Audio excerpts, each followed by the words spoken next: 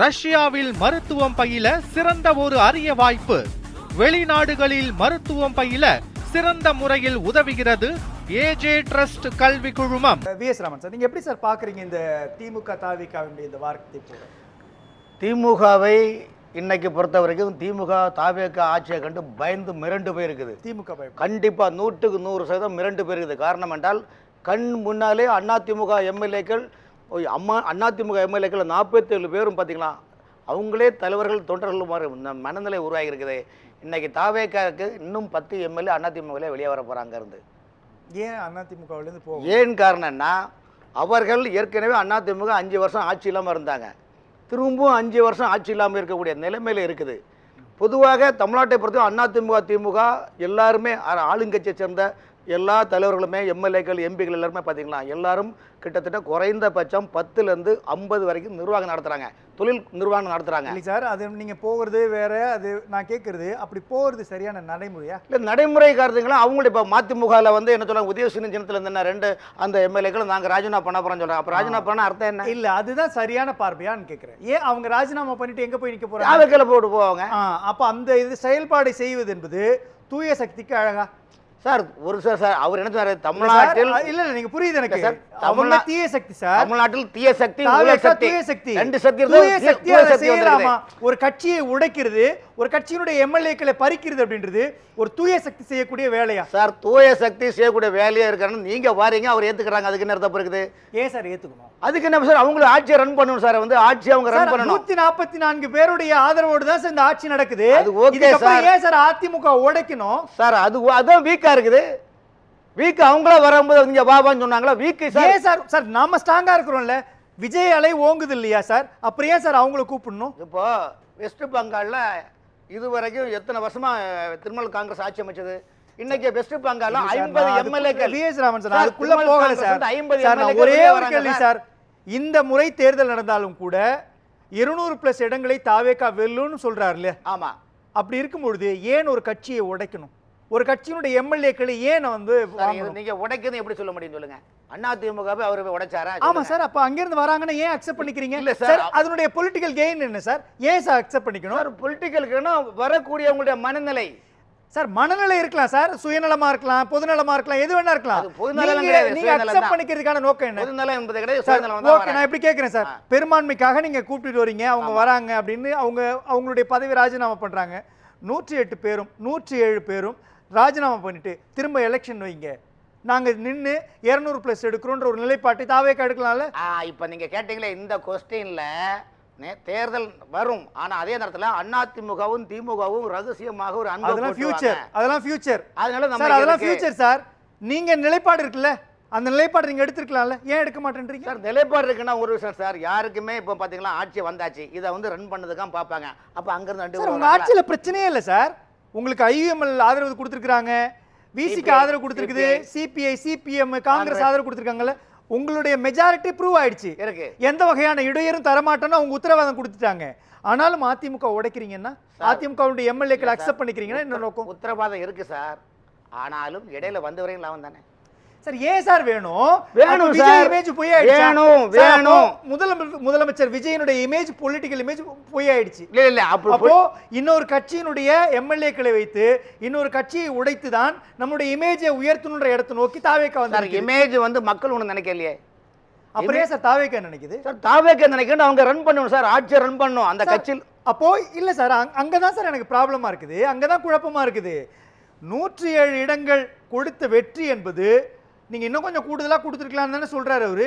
அப்ப இன்னொரு தேர்தல் நடந்துச்சுன்னா இன்னொரு இடம் கொடுப்பாங்கல்ல மக்களை நம்ப வேண்டியதானே? நீங்க ஓகே சொல்றீங்களே சார், மேல உள்ளவங்களுக்கு ஒரு அஜெண்டால என்னன்னா காங்கிரஸை கழட்டி விடு. நாங்க இப்ப பாத்தீங்களா, நான் சும்மா இருந்த சிவனேன்னு இருந்தா என்ன உண்மையா வச்சுட்டீங்க, இப்ப அவரு காங்கிரஸ்காரரு. இங்க பிரச்சனை என்ன வேண்டாம். அப்போ அந்த இடத்துக்கு தாவேகாவை ஆட்டி படைக்குதா பாஜக? அப்படிலாம் கிடையாது. நீங்க மேல இருந்து ஒரு அஜெண்டா சார், மேல உள்ள சார் இரட்டை சர்க்காரான ஆட்சி ரன் பண்ண வேண்டும் தமிழகத்தில், பிரச்சனை இல்லை. புரியுது சார். அப்போ இத்தனை நாளாக திமுகவை பார்த்து சொன்ன விமர்சனங்கள் போய் நேற்றைக்கு விஜய் என்ன சொன்னாரு, மத்திய அரசு அதாவது நிதிகளை வரக்கூடிய பாதையெல்லாம் நீங்க அடைச்சிட்டீங்க, இப்ப எங்க மேல பழையப்பட்டு நாங்க என்ன சொல்ல அர்த்தம் என்ன?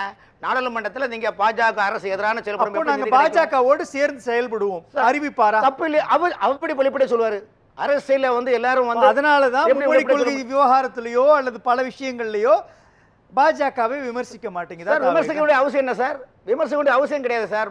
தாவேக அரசு பாஜக மத்திய அரசை விமர்சிக்க வேண்டிய அவசியம் கிடையாது. அப்ப புரியுது. நீங்களாக இருந்தால் நாங்கள் புரியுது எனக்கு. அப்போ வள்ளுவருக்கான காவி சாயம் பூசப்பட்ட விஷயத்துல எதிர்க்காத அம்சத்திலேயோ தமிழ்தாய் வாழ்த்து 3வது பாடப்பட்ட அம்சத்திலேயோ இந்த நோக்கத்திற்காகத்தான் தாவேகா விமர்சிக்கிறார். நாடே காவி மையம் இருக்கும்போது வள்ளுவருக்கு காவி மையம் பூசல என்ன தப்பு இருக்குது?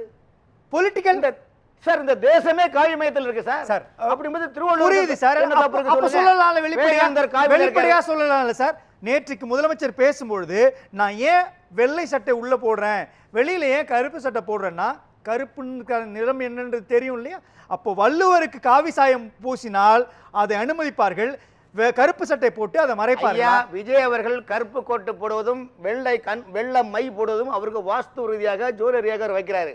புரியுதா? அவருடைய ஜாதக ரீதியில கொஞ்சம் அலம்பல் இருந்துட்டு இருக்கும். அந்த அலம்பலை போக்க வேண்டுமானால் அப்படி இந்த மாதிரி ஒரு ட்ரெஸ்ல போட்டதா உங்களுக்கு வந்து பார்வைக்கு. நீங்க ஒரு கோட்டு போடுறீங்க கருப்பா இருக்குது, உடனே நீங்க வந்து ஜூனியர் விஜய் நமக்கு சொல்ல முடியுமா?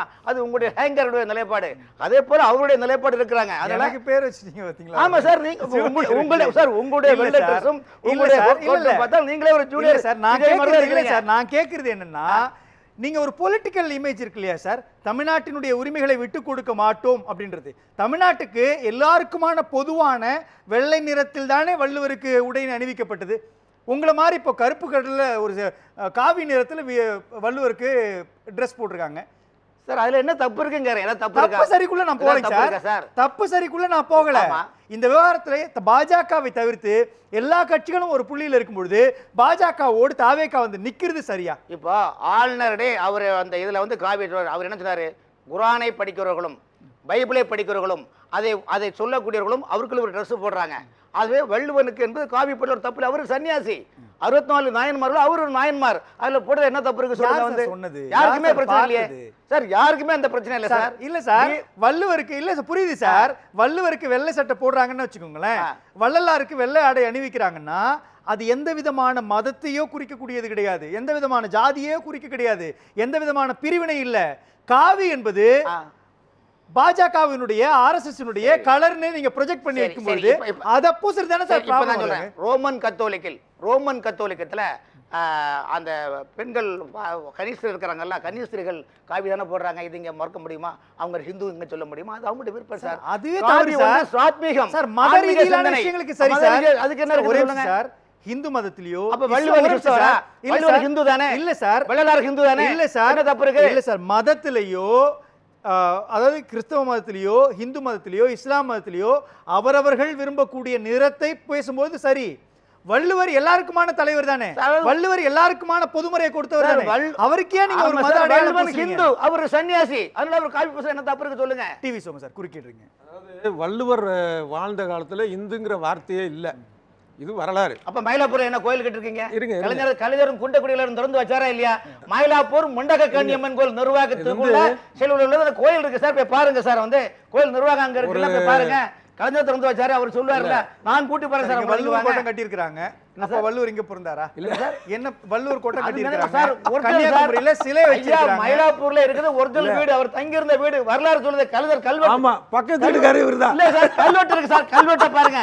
அந்த கிணறு கூட இருக்கு சார், கிணறு அவர் வாழ்ந்த வீடு வாளி எல்லாமே இருக்கு சார். நீங்க கோயில பாருங்க, வாளி இருக்கா சார்? இருக்கு சார். அவங்க மனைவி வந்து தண்ணி எடுக்கிறப்ப ஒரு கூட்டணும் பாதியிலே வாளி நின்றுமே, அந்த வாளி இருக்கா? கொக்கன கண்டிரோ கொஞ்ச நேரமா இருக்கு நீங்க கேக்குறீங்க. ஆமா, அதாவது ஒரு படத்துல காமெடி வரும்ல, 23ஆம் புலிகேசில் வடிவேலு வந்து ஏதோ ஒரு இடக்கு முடக்கா ஒரு இது கேட்கறோன்னா, என்னை மன்னிச்சிட்டு நான் புள்ள குட்டிக்காரன்னொன்னே, இது விடை இல்லையே அப்படி வர. அந்த மாதிரி இவர் ஏதோ ஒரு விடையை சொல்றாரு. அப்படி கிடையாது சார். நீங்க வாங்க சென்னையில தான இருக்கீங்க. நீங்க சொல்றீங்கல சார் ஒரு புள்ளி மேலிடத்திலிருந்து வரக்கூடிய அடிப்படையில் இத மட்டும் சொல்லிக்கிறேன் சிம்பிளா. என்னன்னா, இந்துங்கிற வார்த்தை வெள்ளைக்காரன் உருவாக்குன வார்த்தை. இதை இல்ல இது விவாதத்துடைய மையப்புள்ளியில இருந்து விலகுறோம். இல்ல இங்க எங்க இந்து கிறிஸ்டியன் அது கிடையாது. இல்ல சார், நான் கேக்குறேன் சார். சார் ஒரே சார் ஒரே விஎஸ் ராமன் சார், ஒரே ஒரு கேள்வி சார். மேகதாது விவகாரத்துல பேசி இருக்கணுமா பேசி இருக்க கூடாத ஒரு மாநிலத்தினுடைய முதலமைச்சர் சார் அவர் இப்பதான் வந்திருக்காரு. அந்த மாநிலத்தினுடைய முதலமைச்சர் துணை முதலமைச்சர் பேசும்பொழுது இந்த மாநிலத்தினுடைய முதலமைச்சர் பேசணுமா பேசக்கூடாதா? கேள்வியை நீங்க திமுக ஆட்சியில கேட்க முடியுமா? கேட்டுக்காங்களே காங்கிரஸ் வந்து கேட்க முடியுமா? கேட்டுக்காங்களே சார். அவங்க ஒண்ணுமே இவ்வளவு கண்டன ஆர்ப்பாட்டம் நடந்திருக்கு சார். இது இப்ப தேர்தல் சார். ஒரு மாநிலத்தினுடைய துணை முதலமைச்சர் எதிர்காலத்தினுடைய கர்நாடகாவுடைய முதலமைச்சராக மாறப்போற ஒருத்தர் சொல்றார் சார். அந்த அரசியல் கூற்று கிடையாது சார், அரசியல் கருத்து கிடையாது, நிர்வாக ரீதியிலான பதில். இந்த பதிலுக்கு பதிலடியை திமுகவுக்கு எதிராக கொடுத்திருக்கணும் இல்லையா தாவேகா? கர்நாடகா காங்கிரஸ் கட்சி 2028 சட்டமன்ற தேர்தலில் மேகதாது வச்சு அவங்க அரசியல் செய்ய போறாங்க. அதுக்கும் நீங்க இதுக்கும் கனெக்டிங் கொடுக்காதீங்க. அப்ப 5 வருஷம் திமுக ஆட்சி கேட்டாங்களா? பாதிக்கிறோம் தமிழ்நாடு சார்.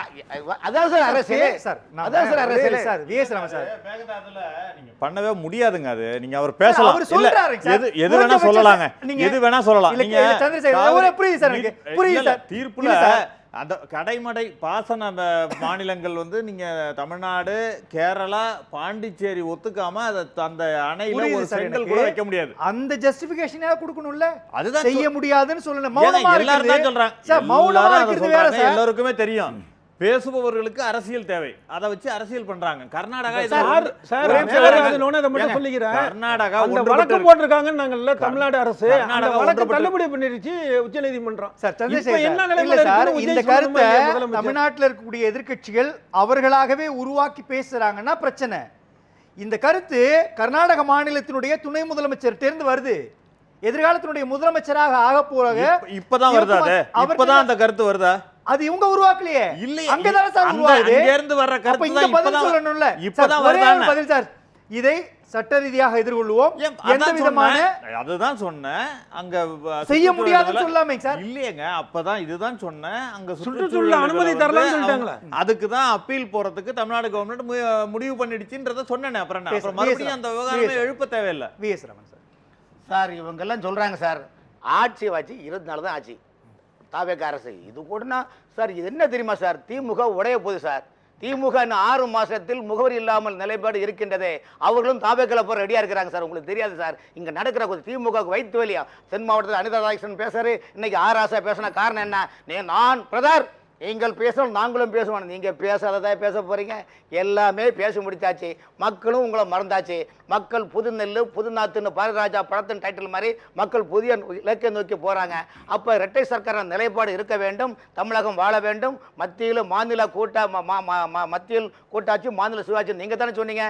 அந்த நிலைப்பாடு விஜய் ஒருபோதும் இண்டல்ல என்றுமே அவர் மத்திய அரசை எதிர்த்து பேச மாட்டார். நன்றி சார். நன்றி சார். கூட்டாட்சிங்கிறதுக்கான விஷயம் என்னன்னா பல பேருக்கு புரியாத ஒரு விஷயம். ஒரு தப்பா எடுத்துக்க வேணாம். கூட்டணி ஆட்சி அல்ல கூட்டாட்சிங்கிறது. அவங்க மாநிலத்தில் சுயாட்சி பண்ணக்கூடிய விஷயம்தான் அது இருக்கணும். இவங்களோட ஏன் ஒரு அதான் அர்த்தம். திமுக செய்த அந்த கற்பனை தங்கள் ஒண்டியாச்சா பண்ணுவாங்க. நாங்க மாநில சுயாட்சி நீங்க முடிச்சிட்டீங்க சார். டிபேட்டே முடிச்சிட்டீங்க சார். இனிமே தாவேகா பாஜக எதிர்த்து பேசாது. அதுதான் சார் அவங்களும் திமுகவும் சொல்றாங்க, அதிமுகவும் சொல்றாங்க. இதுல இந்த மேகதாது சொல்லுங்க. இல்ல மேகதாது விஷயத்துல இதுக்கான விஷயம் உச்சநீதிமன்றத்தில் நமக்கு தோல்வியாக முடிஞ்சிருக்குங்கிறதையாவது இவர் அறிவிக்கணும். அதாவது வழக்கு நீதிமன்றத்துக்குன்னு மேம்போக்கா போக முடியாது, வாழ்வாதார பிரச்சனை. அடுத்தது நீங்கள் சொன்னது மாதிரி அங்கே முதலமைச்சர் ஆகக்கூடியவர் வெளிப்படையாக பேசுகிறாரு. அப்படிங்கிறப்ப பாதிக்கப்படுற நம்ம ஏன் பேசக்கூடாது? பேசல சார். இப்பதானே வந்திருக்காரு. ஒரு கல்யாணம் பண்ணோம்னா 10 மாசத்துல தான் பிள்ளை பிறகு சார். அது மட்டும் பிள்ளை வேணும்னா எப்படி பண்ண முடியும் சொல்லுங்க. 24 நாளா கொண்டானா எப்படி ஒரு ஹோட்டல்ல போய் ஓட்டதா கூட ½ hour ஃபாஸ்ட் ஃபுட் வெளி வந்தா கூட 6 மாசம் கழிச்சு அந்த காலத்துல பாத்தீங்கன்னா எம்ஜிஆர், சிவாஜி, கமல், ரஜினி, வேலைக்காரன், கூலிக்காரன் அந்த படத்துல அந்த காலத்துல எப்படி ட்ரெண்டிங் உருவாச்சோ அதே போல இன்னைக்கு உள்ள காலகட்டத்தில் இந்த 2021 புதிய அரசுல திமுக விஎஸ் அதிமுக தாவேகா என்ற அரசியல் நிலைப்பாடு தான் களத்தில் இருக்குது. ஆகவே இந்த போட்டி என்பது திமுக தாவேகா என்ற நிலைப்பாடு தான் எதிர்காலத்திலும் பயணிக்கக்கூடிய நிலைமையில் இருக்கிறதா விஜய் அந்த நோக்கில் கொண்டு போறாரு. நன்றி.